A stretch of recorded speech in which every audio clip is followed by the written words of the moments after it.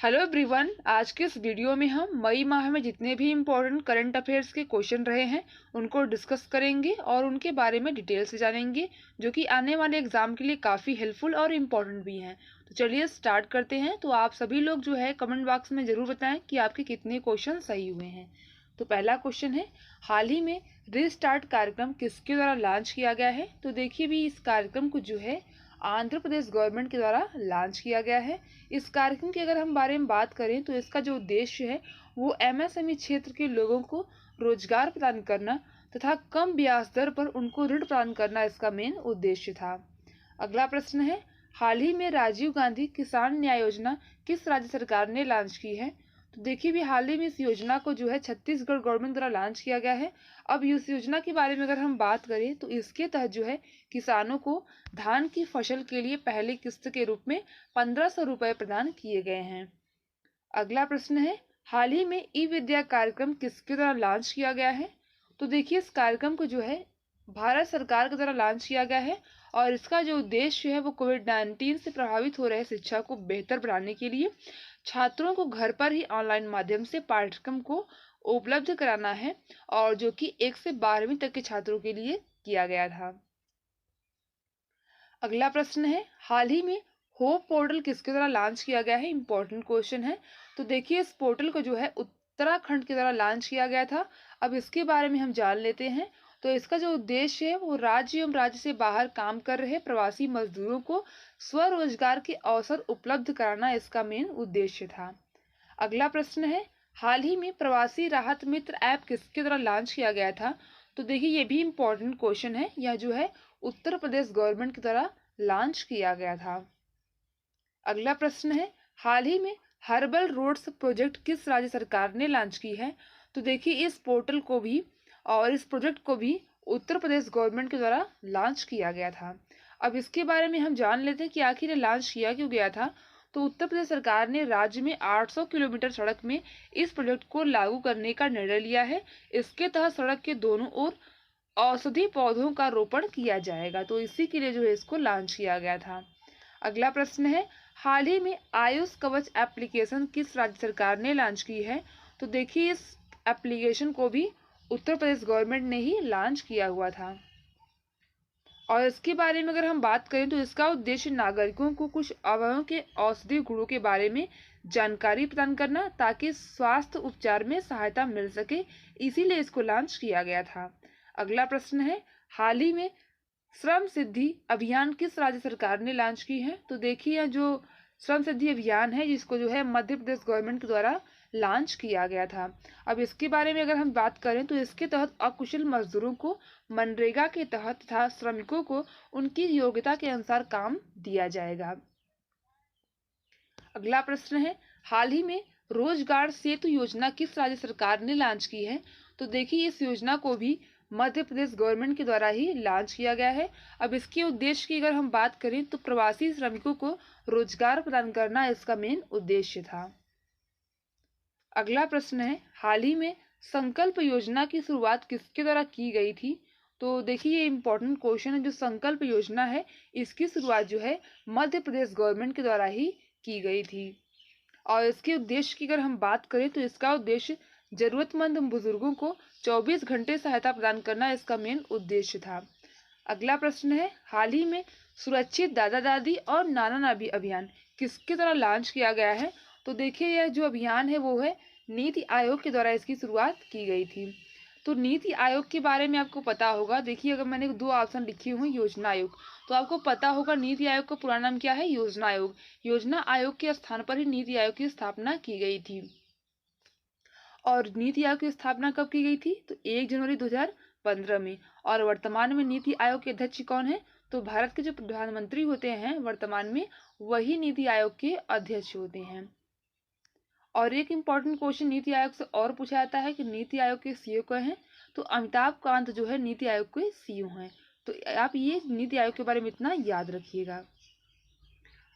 और अगर हम इसके बारे में बात करेंगे आखिर ये इसकी शुरुआत किस लिए गई थी नीति आयोग ने, तो इसके तहत जो है कोविड-19 के दौरान वरिष्ठ नागरिकों के स्वास्थ्य पर विशेष ध्यान देने के लिए इसकी शुरुआत की गई थी।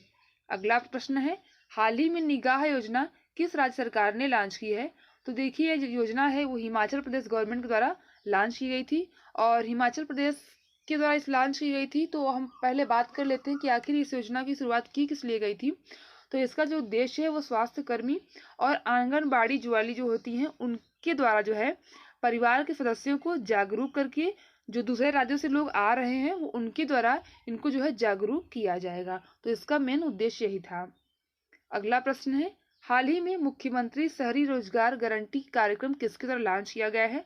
तो देखिए यह भी जो है हिमाचल प्रदेश गवर्नमेंट के द्वारा ही लॉन्च किया गया था और इसके तहत जो है शहरी निवासियों को 120 दिन का रोजगार प्रदान करना इसका मेन उद्देश्य था। अगला प्रश्न है, हाल ही में प्राणवायु कार्यक्रम किसके द्वारा लॉन्च किया गया था? तो देखिए जो कार्यक्रम है ये जो है कर्नाटक गवर्नमेंट द्वारा लॉन्च किया गया था और इसके बारे में अगर हम बात करें तो लोगों के ऑक्सीजन स्तर को बढ़ाने में मदद करना तथा श्वसन स्वास्थ्य के बारे में जागरूकता बढ़ाने के लिए इसको लॉन्च किया गया था। अगला प्रश्न है, हाल ही में वंदे भारत मिशन किसके द्वारा लॉन्च किया गया है? तो देखिए जो वंदे भारत मिशन है वो भारत सरकार के द्वारा ही लॉन्च किया गया है। अब इसके बारे में हम बात कर लेते हैं आखिर ये लॉन्च क्यों किया गया था। तो इसका जो उद्देश्य है वो कोविड-19 से निपटने के लिए लॉन्च किया गया है, जिसका उद्देश्य मालदीव, मेडागास्कर और कोमोरोस को आवश्यक खाद्य सामग्री तथा आयुर्वेदिक दवाओं की आपूर्ति करना, मतलब उन तक जो है इन चीज़ों को पहुंचाना इसका मेन उद्देश्य था और इसीलिए जो है भारत सरकार द्वारा इस योजना की शुरुआत की गई थी। अगला प्रश्न है, हाल ही में चैंपियन पोर्टल किसने लॉन्च किया गया है? तो देखिए ये भी इंपॉर्टेंट क्वेश्चन है। यह जो पोर्टल है वो जो है एमएसएमई के द्वारा लॉन्च किया गया है और यह जो है पहला ऑप्शन बिल्कुल करेक्ट है कि जो चैंपियन पोर्टल है वो एमएसएमई के द्वारा लॉन्च किया गया था। तो इसकी अगर हम फुल फॉर्म की बात करें तो देखिए लिखा है सूक्ष्म मध्यम एवं लघु उद्योग मंत्रालय लिखा हुआ है। अगला प्रश्न है कि हाल ही में जो है गरुड़ पोर्टल किसके द्वारा लॉन्च किया गया था? तो देखिए जो गरुड़ पोर्टल है वो नागरिक उड्डयन मंत्रालय के द्वारा लॉन्च किया गया था और उसके उद्देश्य की अगर हम बात करें तो इसका जो उद्देश्य है वो ड्रोन के माध्यम से सार्वजनिक स्थानों पर कीटनाशक छिड़काव करना इसका मेन उद्देश्य था। अगला प्रश्न है, हाल ही में किस राज्य सरकार के द्वारा किस राज्य के चावल को जीआई टैग दिया गया है? तो देखिए ये इंपॉर्टेंट क्वेश्चन है। जीआई टैग से जो है इंपॉर्टेंट क्वेश्चन एग्जाम्स में हमेशा ही पूछे जाते हैं। तो देखिए जो मणिपुर का चावल था, काले चावल को जो है जीआई टैग प्रदान किया गया था। अगला प्रश्न है कि हाल ही में कहाँ की मूंगफली कैंडी को जीआई टैग प्रदान किया गया है? तो देखिए तमिलनाडु की है मूंगफली कैंडी, इसी को जो है जीआई टैग प्रदान किया गया था। अगला प्रश्न है कि हाल ही में कहाँ की केसर को जीआई टैग दिया गया था? तो देखिए ये भी इंपॉर्टेंट है, कश्मीर के केसर को जीआई टैग प्रदान किया गया था। तो आप तीन चीज सबसे इंपॉर्टेंट याद रखिएगा, कश्मीर के केसर को, तमिलनाडु की मूंगफली को और जो है मणिपुर के चावल को जीआई टैग दिया गया था।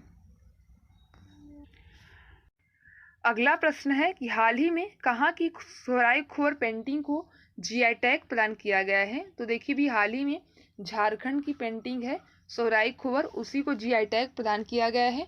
तो जीआई टैग के बारे में अगर हम बात करें तो देखिए जीआई टैग उन चीज़ों को दिया जाता है जो किसी एक विशेष क्षेत्र में काफ़ी ज़्यादा फेमस होती हैं विशेष स्थान पर, तो उन्हीं को जो है जीआई टैग प्रदान किया जाता है।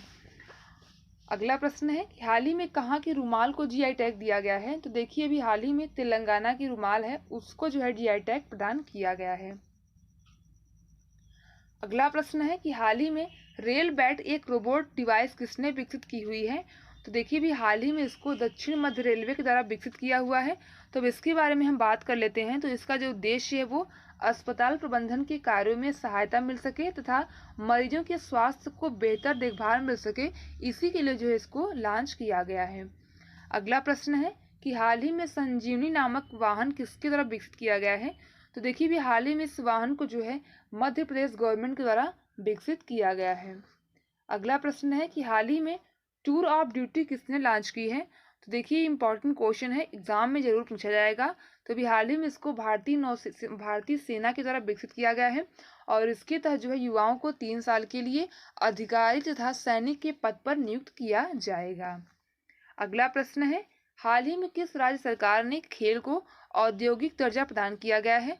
तो इसका ऑप्शन देखिए कोई भी करेक्ट नहीं है, इसका करेक्ट आंसर है मिजोरम राज्य ने जो है इसको जो है औद्योगिक दर्जा खेल को प्रदान किया हुआ है। तो मिजोरम सरकार द्वारा खेल में निवेश को बढ़ाने तथा खिलाड़ियों को प्रोत्साहन देने के लिए इसकी शुरुआत की गई है। अगला प्रश्न है, हाल ही में नाबार्ड के अध्यक्ष के पद पर किसे नियुक्त किया गया है? तो देखिए अभी हाल ही में नाबार्ड के अध्यक्ष के पद पर गोविंदा राजलू चिंटला को जो है नियुक्त किया गया है। और अभी हाल ही में श्रीकांत माधव को जो है इंडियन ऑयल कॉरपोरेशन के चेयरमैन के रूप में भी नियुक्त किया गया है। अगला प्रश्न है, हाल ही में जारी ग्लोबल एनर्जी ट्रांजिशन इंडेक्स 2020 में कौन टॉप पर रहा है? तो देखिए अभी हाल ही में इस इंडेक्स में जो है स्वीडन टॉप पर रहा है और भारत की जो रैंकिंग रही है वो 74वें स्थान पर रही है। तो दो ही रैंकिंग इंपॉर्टेंट होती हैं, ज़्यादा एग्जाम में पूछे जाते हैं।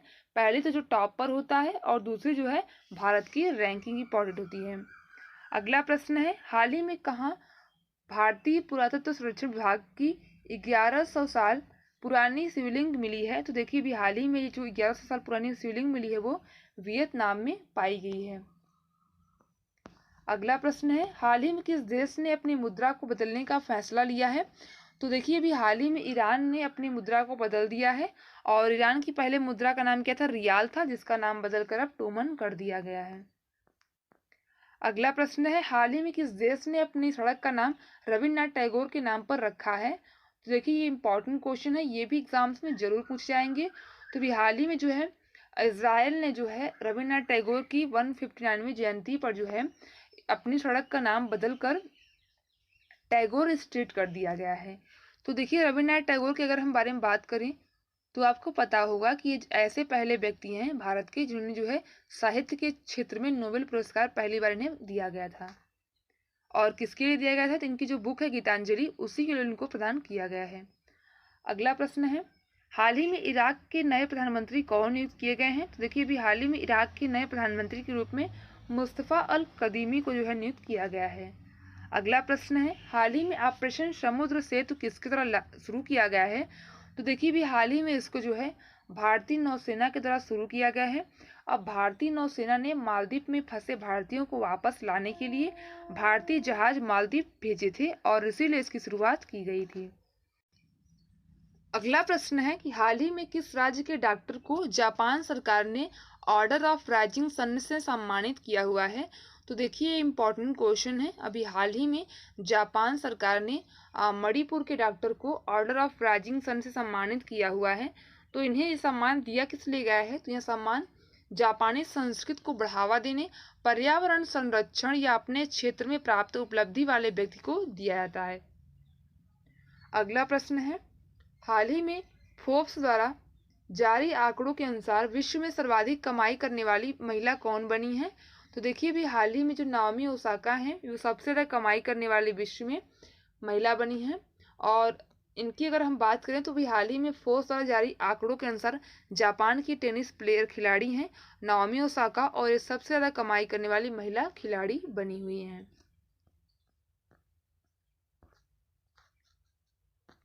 तो ये कुछ इंपॉर्टेंट क्वेश्चन थे जो कि सभी एग्जाम्स के लिए काफ़ी हेल्पफुल और इम्पोर्टेंट भी हैं।